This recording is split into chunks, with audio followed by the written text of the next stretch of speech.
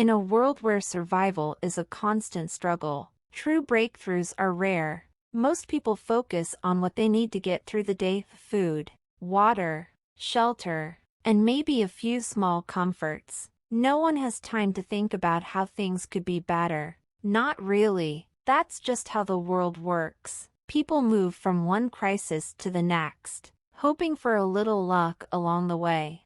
But sometimes, one person's effort changes everything. For decades, the Earth faced a growing disaster. Climate change had pushed ecosystems to the brink. Freshwater supplies were dwindling, and agriculture was collapsing in parts of the world. Even the wealthiest nations couldn't hold off the consequences forever. Desperation grew, and with it came wars, migrations, and endless political instability. Humanity teetered on the edge of something worse than collapse. It was staring down extinction.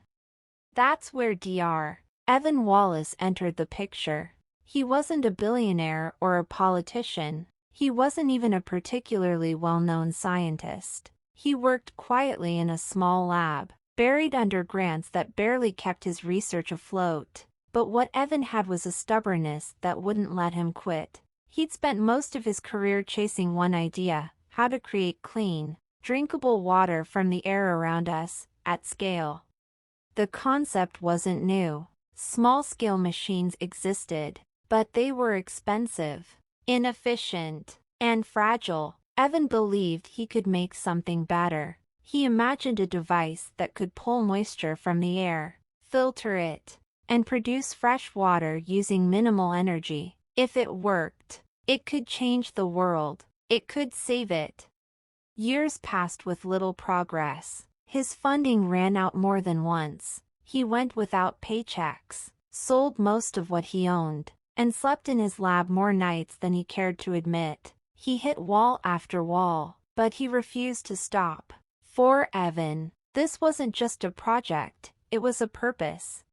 Then, one late night, it finally happened. After countless failures, he built a prototype that worked. It wasn't perfect, but it was more efficient than anything the world had seen before. It could produce gallons of fresh water every day, even in the harshest climates. Best of all, it was cheap to make and easy to maintain.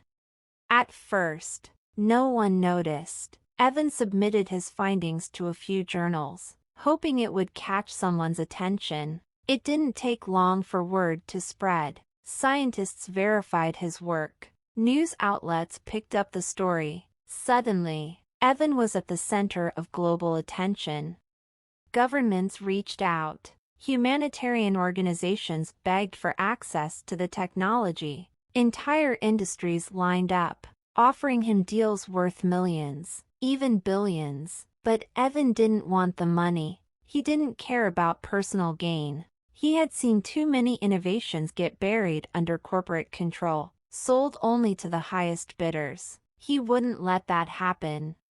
Instead, Evan made his designs open source. He uploaded everything online: blueprints, instructions, even videos on how to build the machines. Anyone with the right materials could make one. Factories around the world started mass-producing them within months. Rural villages that had struggled for generations suddenly had clean water. Refugee camps installed the devices and saw diseases vanish almost overnight. Crops began to flourish in regions long written off as wastelands.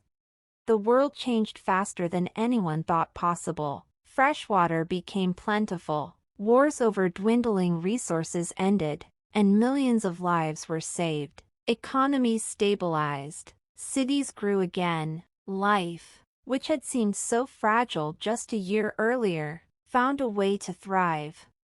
Evan didn't stick around for the fame. He didn't care about awards or recognition. He did a few interviews, mostly to ensure the message about the technology stayed clear, then quietly disappeared from the public eye. For him, the work had always been enough. He returned to his small lab, ready to focus on something new, another problem to solve.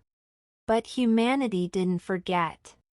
At first, The gratitude came in letters, thank you notes from people around the world. Farmers in sub-Saharan Africa wrote about how the machines had saved their fields. Mothers from drought-stricken regions in South America described how their children no longer had to walk miles for water. Doctors in rural clinics explained how they finally had clean water to treat their patients.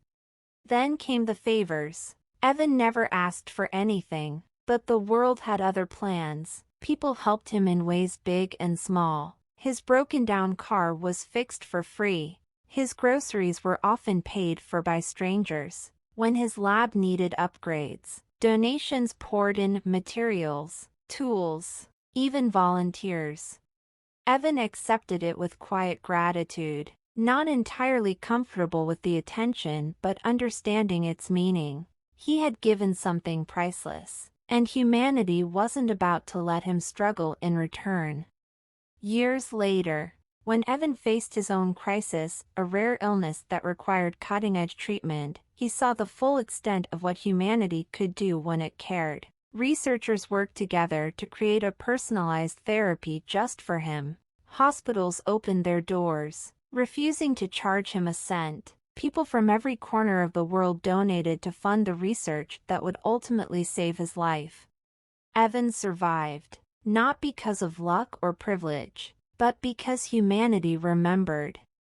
In the end, the favor wasn't about paying back one man. It was a reminder that the best in people comes out when they work together. One man's idea had saved millions, but those millions saved him right back. The world Evan had helped create wasn't perfect, but it was better, and sometimes, that's enough.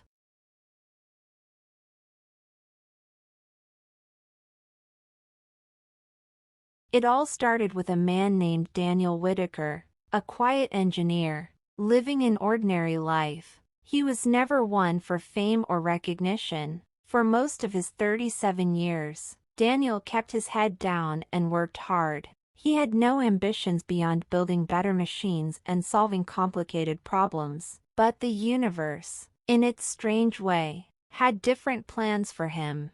The world was in chaos when Daniel's moment came. A global energy crisis was pushing humanity to the brink. Fuel shortages had paralyzed entire nations. Blackouts swept across continents. Economies crumbled, and tensions between countries spiraled out of control. What had once been distant possibilities, war over resources, societal collapse, was now at humanity's doorstep. People waited for a miracle, but none came. Until Daniel. He wasn't trying to save the world. He was just working on a new kind of battery in his modest home lab, something more efficient, more powerful than anything on the market. It was a personal project, a challenge to keep his mind sharp. Yet, after years of tinkering, he stumbled upon a discovery that changed everything. His prototype was small, no larger than a lunchbox, but it could power an entire house for weeks. It ran on materials abundant in the Earth's crust, cheap and easy to find. It didn't just solve the energy crisis, it made energy nearly limitless. At first, Daniel didn't grasp the scale of what he had done. He submitted his research to a scientific journal, thinking maybe a few engineers would appreciate it. Instead, the world exploded with attention. Within weeks, global media swarmed him. Governments contacted him. Corporations begged to license his technology. His phone rang day and night. People called him a hero, a genius, the savior of modern civilization. Daniel refused most offers. He had no interest in getting rich or famous. All he cared about was making the technology freely available to everyone. He patented it and released the blueprints online, ensuring no corporation or government could monopolize it. Factories around the world began producing the batteries almost immediately. Power grids stabilized. The global economy recovered within months. For the first time in decades, there was hope again. Humanity thrived. Wars over oil became irrelevant. Entire industries transformed overnight. Remote villages lit up for the first time in history. Scientists, once restricted by energy limits, pushed technology further than ever before. Space exploration accelerated. Environmental damage slowed as fossil fuel use plummeted. It was, in every sense, a new golden age. And through it all, Daniel watched quietly from the sidelines. He never gave interviews. He avoided the spotlight. The world owed him everything. But he asked for nothing. He returned to his modest home and resumed his life as if nothing had changed. But the world never forgot. Years passed, and Daniel's name became a legend. Statues were erected in his honor. Children studied him in history classes. Politicians invoked his legacy. His invention became so ubiquitous that most people forgot life before it. Daniel, however, remained the same. He preferred the quiet. Until one day, his quiet life was interrupted again, not by journalists or scientists, but by something more profound. It began with letters, handwritten, personal notes from people around the world. A mother from Kenya thanked him for the light that kept her children safe at night. A farmer in India explained how the battery-powered irrigation system saved his crops. An elderly woman in Canada told him how her oxygen machine never failed again because of him. Thousands of letters poured in, each one telling a story of how his invention had changed their lives. Daniel read every single one. For the first time, he realized the true weight of what he had done. He had given humanity more than just energy. He had given them a future where no one had to choose between food and power, where progress wasn't limited by dwindling resources. But along with gratitude came something else, an unspoken promise, a favor, owed by billions. The world's debt to Daniel wasn't just symbolic, it was real. And when life took an unexpected turn, that favor was repaid. In his late 50s, Daniel was diagnosed with a rare, aggressive cancer. Treatments existed, but they were experimental and prohibitively expensive. He had savings, but nothing that could cover years of treatment. He prepared for the worst.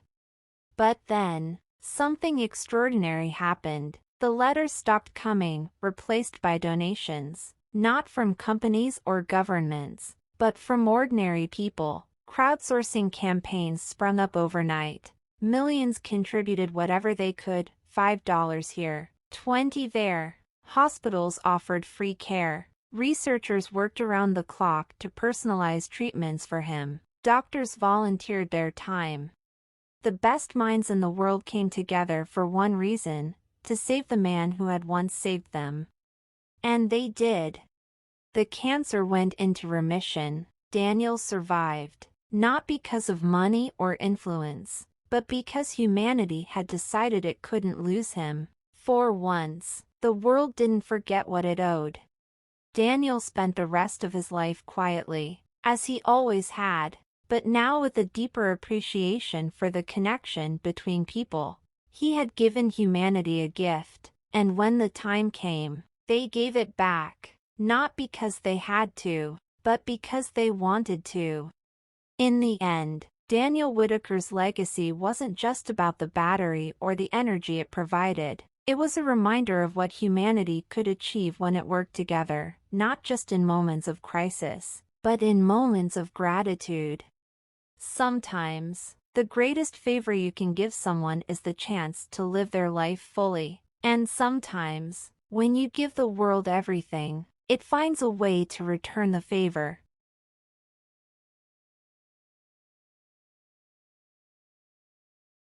The first time the galactic community noticed humanity, it was almost too late. Earth had been a quiet, unremarkable world on the outskirts of known space, barely worth a passing mention. But that changed during the Great Expansion War, a brutal conflict between two of the galaxy's most powerful factions. The war threatened to consume entire star systems, leaving ruin in its wake. Most neutral civilizations kept their distance, unwilling to get involved in a fight that seemed far beyond their control.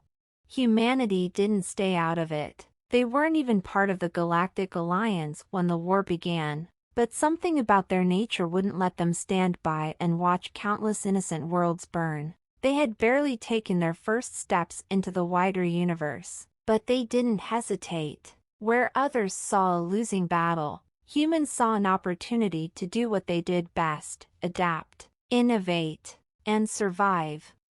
The war was raging at its height when humanity intervened. They brought fleets of ships, small by galactic standards, but fast and versatile. They didn't rely on massive dreadnoughts or endless resources like other species. Instead, they used tactics no one had seen before: coordinated strikes, precision attacks, and a level of creativity that left their enemies scrambling to catch up. When the enemy adapted, humans adapted faster. When their ships were outnumbered, they used speed and deception. But it wasn't just their military prowess that turned the tide. Humanity had an uncanny ability to rally others. They didn't just fight, they inspired. They convinced hesitant worlds to join the resistance, brought new ideas to old problems, and built alliances that no one thought possible. Before long, humanity wasn't just fighting alongside the galactic community, they were leading the charge. By the time the war ended, humanity had earned more than respect. They had saved entire civilizations from destruction. Whole worlds owed their survival to the humans who had refused to give up, even when the odds seemed hopeless. And then they left. They didn't demand territory or tribute. They didn't force anyone into alliances or try to dominate the political stage. They simply returned to their corner of space, focused on rebuilding and moving forward. For the galaxy's older, more jaded species, it was baffling. They were used to powers that saved others for a price. Humanity seemed content with a quiet life, far from the politics of the central worlds. But the galaxy didn't forget. Years passed. Empires rose and fell. New conflicts brewed on the edges of known space. But peace held, for the most part, even during the quieter times. Though, the memory of what humanity had done remained. Among the hundreds of worlds that had survived the expansion war, one phrase began to circulate quietly: humanity owes us a favor. No one said it openly, at least not at first. It was more like a whispered assurance, a reminder that the strange, unpredictable species from Earth wasn't gone. They were just waiting, watching, and if things ever went wrong again, the galaxy believed, hoped, that humanity would answer the call. It didn't take long for that favor to be tested. Decades later, a new threat emerged from the far reaches of space. It was unlike anything the galaxy had seen before: a fleet of machine intelligences, cold and efficient, consuming everything in their path. No diplomacy, no negotiation, just relentless destruction. Entire systems fell before anyone could respond. Once again, the galaxy found itself on the edge of disaster. Calls for help echoed across the stars, but the enemy was too fast, too overwhelming.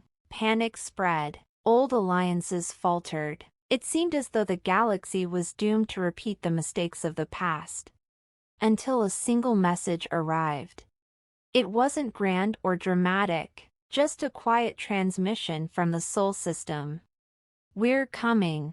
Humanity's fleets returned, but they were different now. Larger, more advanced, built from decades of quiet preparation. They had learned from the last war and grown stronger. Their ships moved like shadows, striking with precision and disappearing before the enemy could respond. They carried new weapons, technology that no one had seen before, developed in secret during the years of peace. But it wasn't just their technology that made the difference. It was their determination, their refusal to stand by while the galaxy burned. Humanity fought not for glory or power, but because they believed in something simple: no one should face extinction alone. The battle was long and brutal. The enemy was relentless, adapting to every strategy thrown at them. But humanity adapted faster. They rallied the fractured alliances, unified the scattered fleets, and led a counteroffensive that pushed the machine intelligence back. When the final battle ended, the galaxy stood in stunned silence. The enemy was gone, reduced to fragments scattered across deep space. The cost had been high, but the galaxy had survived once again, because humanity had answered the call. This time, no one made the mistake of underestimating them. Humanity was no longer just a quiet, distant species on the edge of known space. They were something more, a force that refused to let the galaxy fall into chaos, a reminder that even in the darkest times, hope could come from the most unexpected places. And as the galaxy rebuilt once again, one truth became clear: when humanity owes you a favor, they don't forget, they don't hesitate. They deliver, every time.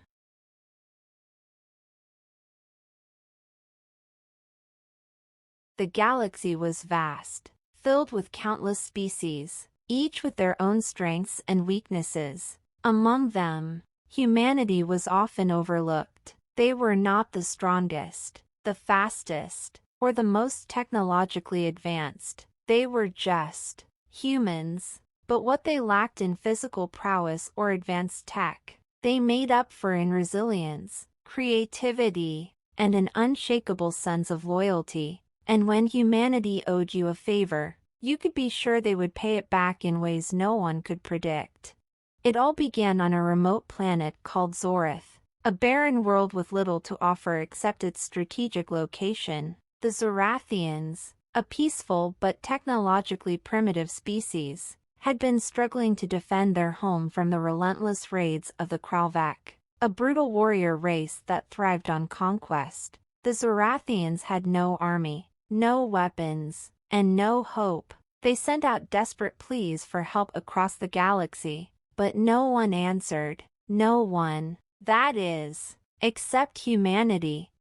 The humans arrived in a single ship, modest and unassuming. They didn't come with grand promises or flashy displays of power. Instead, they brought engineers, scientists, and a handful of soldiers. The Zorathians were skeptical. How could such a small group of humans make a difference against the Kralvak? But the humans didn't waste time explaining. They got to work. First, they studied the Kralvak's tactics. The raiders relied on speed and surprise, striking quickly and disappearing before their enemies could react. The humans knew they couldn't match the Kralvak's strength head-on, so they devised a different strategy. They taught the Zorathians how to build simple but effective traps, hidden pits, tripwires, and snares made from local materials. They showed them how to use the terrain to their advantage, turning the planet's harsh environment into a weapon.